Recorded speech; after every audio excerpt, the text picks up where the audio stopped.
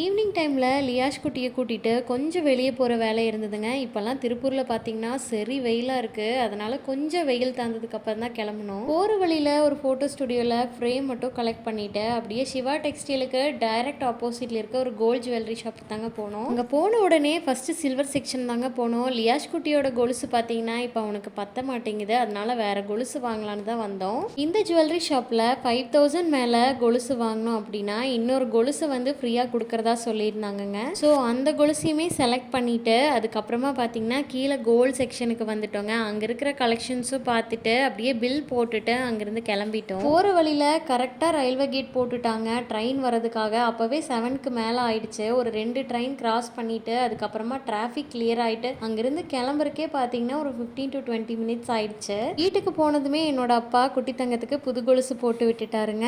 இந்த வீடியோ பிடிச்சிருந்தா லைக் பண்ணிடுங்க. மறக்காமல் என்னோட பேஜை ஃபாலோ பண்ணிடுங்க. நன்றி.